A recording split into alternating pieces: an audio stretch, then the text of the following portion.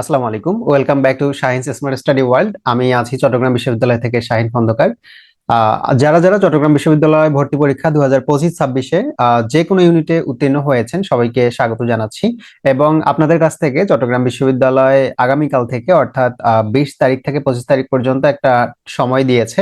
আপনারা যারা উত্তীর্ণ হয়েছেন সাবজেক্ট চয়েস দিবেন। তো এরপরে আপনাদের আশানুরূপ সাবজেক্ট, আপনাদের মেধাক্রম সব মিলে আপনাদেরকে সাবজেক্ট দেয়া হবে এবং তার পরবর্তীতে আপনারা চট্টগ্রাম বিশ্ববিদ্যালয়ের স্টুডেন্ট হিসেবে চলে আসবেন। তো এখন মূলত আমি এই ভিডিওটাতে যারা যারা সাবজেক্ট চয়েস নিয়ে একটা ভুল ধারণার মধ্যে আছেন, কিংবা আপনাদের মনের মধ্যে অনেক প্রশ্ন, কিভাবে সাবজেক্ট চয়েস দিব, কোনগুলোতে সেশন জট আছে, তারপরে আমার সাবজেক্ট চয়েসের পরে কি করতে হবে, এসআইএফ পূরণ মানে কিভাবে করতে হয়, আমাকে সশরীরে গিয়ে প্রাইমারি অ্যাডমিশন কমপ্লিট করতে হবে কিনা, ইত্যাদি ইত্যাদি অনেক কথাবার্তা থাকে। সো আমি জাস্ট এই 2 মিনিটে এই ভিডিওটা আমরা কমপ্লিট করে ফেলবো এবং আমাদের একদম বেসিক যত তথ্য জানা দরকার সবগুলো আমরা জেনে নিব। এরপরে আপনারা কে কোন ইউনিটে কততম হয়েছেন সেটা একটু কমেন্টে জানিয়ে দিন, তাহলে আমি সেই ইউনিটের ABCD প্রত্যেকটার জন্য আলাদা করে ভিডিও খুব দ্রুত দেওয়ার ট্রাই করব। ওকে, সো আমরা একটু চলে যাই, দেখি আমাদের এই ভিডিওতে আমরা সাবজেক্ট চয়েস নিয়ে আসলে কি কি পাচ্ছি। আমরা হচ্ছে আমাদের সাবজেক্ট চয়েসের ক্ষেত্রে জাস্ট আমরা একটু চলে যাই। যাওয়ার পরে আমরা অফিসিয়াল যে আমাদের নোটিশটা আছে চট্টগ্রাম বিশ্ববিদ্যালয় কর্তৃক, সেটাতে আমাদের এখানে সময়টা জাস্ট দেওয়া আছে যে আমাদের আবেদন গ্রহণ করবে হচ্ছে 20 জানুয়ারি থেকে 25 জানুয়ারি পর্যন্ত।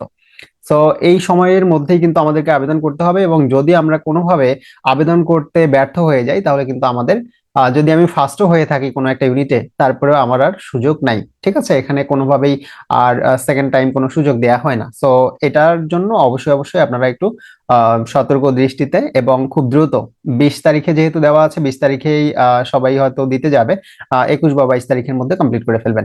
এখন আমাদের উত্তীর্ণ তো অনেকে হয়েছে, তাই না?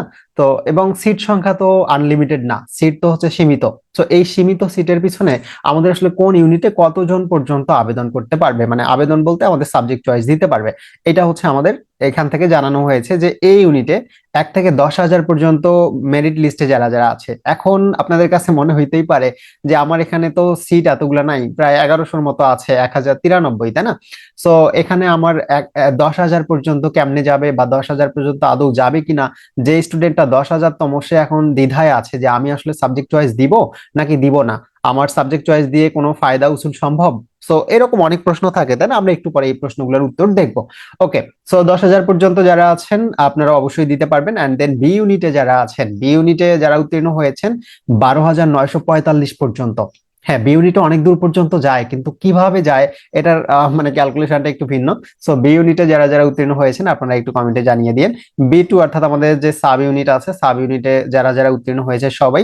সি ইউনিটে আবার ক্যালকুলেশন ভিন্ন। সি ইউনিটে আমাদের সিট আছে মোটামুটি হচ্ছে কত, 510 প্লাস এরকম। সো সেখানেই কিন্তু আমাদের তিনটা, এখানে আমাদের সি ইউনিট অর্থাৎ বিজনেসের, বাট বিজনেস এরপরে সায়েন্স, আর্টস সবাই কিন্তু পরীক্ষা দেয়। সো তাদের মধ্যে থেকে যারা বিজনেস থেকে সি ইউনিটে উত্তীর্ণ হয়েছে তাদের মধ্যে 1650তম পর্যন্ত আবেদন মানে আমাদের সাবজেক্ট চয়েস দেওয়া যাবে। এরপরে বিজ্ঞান থেকে অর্থাৎ আমাদের সায়েন্স থেকে হচ্ছে 716 পর্যন্ত, মানবিক থেকে মাত্র 47 পর্যন্ত, কারণ মানবিকের সিট আছে 34টা, মানবিকের জন্য সিট আছে 34টা, এই জন্য 47 পর্যন্তই যায়। সো 47 পর্যন্ত যারা আছেন অবশ্যই অবশ্যই সুন্দরভাবে আপনারা আপনাদের সাবজেক্ট চয়েসটা দিয়ে দিবেন, 47 যে সেও পাবে। ঠিক আছে। এন্ড ডি ইউনিট, ডি ইউনিটে হচ্ছে আমাদের অনেক রয়্যাল সাবজেক্ট, ডি ইউনিট হচ্ছে মানে সেরা সাবজেক্ট চট্টগ্রাম বিশ্ববিদ্যালয়ের সবগুলোই।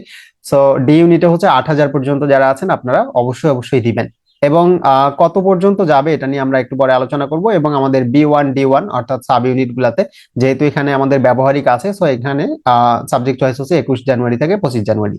সো এন্ডিং টাইম হচ্ছে কিন্তু 25 জানুয়ারি দুটাই। সো অবশ্যই অবশ্যই এর মধ্যে আপনারা কমপ্লিট করে ফেলবেন।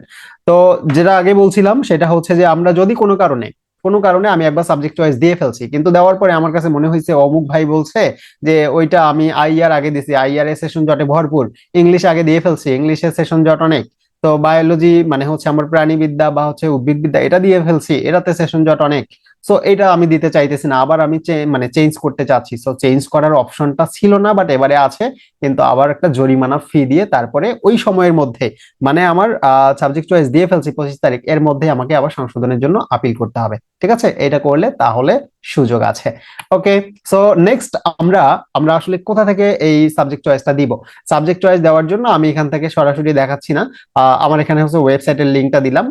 এটা হচ্ছে admission.cu.ac.bd। ঠিক আছে, এটা লিখলেই আমাদের ওয়েবসাইট চলে আসবে, এবং এখানে আসার পরে আমরা যে ইয়াটা পাবো সেটা হচ্ছে একটা লগ ইন অপশন আর একটা হচ্ছে কমপ্লেইন্ট অপশন, অর্থাৎ আমাদের সাবমিট করার একটা অপশন আছে। সো আমরা কি করব, লগ ইন করবো। লগ ইনে ক্লিক করলে কি আসবে, এই যে ডান পাশে আমরা যেটা দেখতে পাচ্ছি, enter your user ID and enter your password. So user ID আর পাসওয়ার্ড আমাদের কাছে অবশ্যই আছে। সো ইউজার আইডি এবং পাসওয়ার্ড দিয়ে আমরা জাস্ট সিম্পলি লগ ইন করবো। এখন কোনো কারণে আমার ইউজার আইডি ভুলে গেছি কিংবা পাসওয়ার্ড ভুলে গেছি, তাহলে কি করব, এই যে নিচে দেখেন ফরগেট ইউজার নেম অ্যান্ড হচ্ছে ফরগেট পাসওয়ার্ড, এটা কিন্তু আমাদের এখানে রিকভার করা যাবে।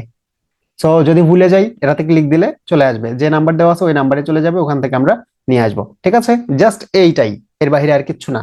আমরা এখনই ট্রাই করবো অ্যাটলিস্ট, মানে সাবজেক্ট চয়েস না দিয়ে এমনি আমরা ট্রাই করবো এই ওয়েবসাইট থেকে লগ ইন করবো, লগ ইন করে দেখবো যে আসলে হচ্ছে কিনা। ঠিক আছে, অ্যান্ড দেন হচ্ছে আমাদের ফার্স্ট মেরিটটা কবে দিবে যদি আমি এটা বলি। সো ফার্স্ট মেরিট এখন যেহেতু নির্বাচন সামনে, 12ই ফেব্রুয়ারি, তাই না? তো 12ই ফেব্রুয়ারির আগেই মোটামুটি ফার্স্ট মেরিটে যারা যারা সাবজেক্ট পাবে সবারই হচ্ছে মোটামুটি প্রাইমারি অ্যাডমিশনটা কমপ্লিট করে ফেলবে। এরপরে সেকেন্ড মেরিটটাও দেওয়ার সম্ভাবনা একটা দেখতেছি এমন, মানে এখানে যেহেতু টাইমটা খুবই কিন্তু কম, মাত্র মাত্র হচ্ছে আমাদের 20 থেকে 25 তারিখ পর্যন্ত, সো টাইম খুব বেশি না। সো এই 20 থেকে 25-এর মধ্যে যেহেতু আছে, তার মানে দেখা যায় 30-31 তারিখের মধ্যেই হয়তো ফার্স্ট মেরিটের রেজাল্ট দিয়ে দিবে, কারণ ফার্স্ট মেরিটের রেজাল্ট দিতে খুব বেশি মানে টাইম লাগে না, এবং এখানে যেহেতু দেখা যায় যে যতগুলো সিট আছে এই সিট থেকে একটু কম বেশি মানে একটু বেশি আর কি দেয়। সো এই জন্য খুব বেশি ক্যালকুলেশনের প্রয়োজন এখানে হয় না, বাট পরবর্তীতে গুলাতে হচ্ছে একটু টাইম লাগে। তো এই জন্য আশা করা যায় যে 30-31 তারিখের মধ্যে আপনারা অবশ্যই আপনাদের যত কাগজপত্র আছে, মূল কাগজপত্র এসএসসি এইচএসসির, সো সবগুলো আপনারা রেডি রাখবেন, যারা যারা মোটামুটি হচ্ছে ধারে কাছে আছেন। হ্যাঁ, সো অবশ্যই রেডি রাখবেন। অ্যান্ড দেন প্রাইমারি অ্যাডমিশন কবে এবং কত টাকা? সো প্রাইমারি এডমিশনের জন্য আমাদের 3,500 টাকা দিতে হয়, অ্যান্ড বাকি টাকা হচ্ছে ডিপার্টমেন্ট ওয়াইজ, কোনো ডিপার্টমেন্টে হচ্ছে ল্যাব ফি ইত্যাদি ইত্যাদি এগুলো আছে, সো এগুলোর জন্য এক্সট্রা হচ্ছে যুক্ত হয়ে যায়। সো এই 3,500 টাকা আমাকে দিতে হবে সশরীরে এসে, এবং যখন আমি কাগজপত্র দিতে আসবো মানে জমা দিতে আসবো আমার প্রাইমারি অ্যাডমিশন কনফার্ম করা, আমি যে ভর্তি হব সেটা কনফার্ম করার জন্য। এবং কেউ যদি কোনো কারণে, রাজশাহীতে এখনো পরীক্ষা চলছে তাই না, So বা হচ্ছে রাজশাহীতে যারা পরবর্তীতে সাবজেক্ট পেয়ে যাবে বা হচ্ছে দেখবে যে মেরিট লিস্টে অনেক আগে আছে, সো তারা যদি এখানে কনফার্ম করে যায়, এখানে কনফার্ম করে যাওয়ার পর যদি মনে করে যে না আমি এখানে ভর্তি হব না, 3,500 টাকা কিন্তু চলে যাবে, 3,500 টাকা অফেরত যোগ্য। ঠিক আছে, তাহলে প্রাইমারি এডমিশনে মোটামুটি হচ্ছে আমাদের নির্বাচনের আগেই হয়ে যাবে ফার্স্ট মেরিটের।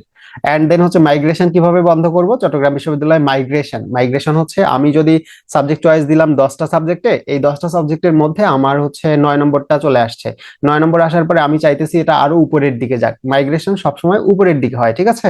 সো উপরে আমাদের যে সাবজেক্ট গুলো আছে সেগুলোর দিকে চলে যাবে। তো এই মাইগ্রেশন আমাদের এখানে অটো মাইগ্রেশন, এখানে কোনো অন করতে হয় না, অটোমেটিকলি আমাদের অন থাকে।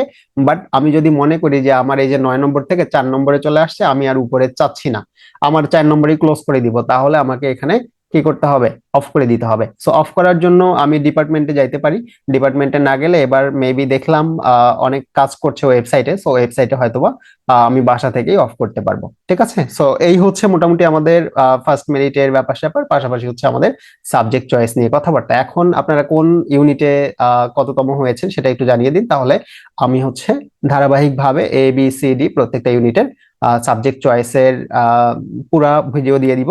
সো তাতে দেখা যাবে আপনারা অবশ্যই অবশ্যই উপকৃত হবেন। আসসালামু আলাইকুম।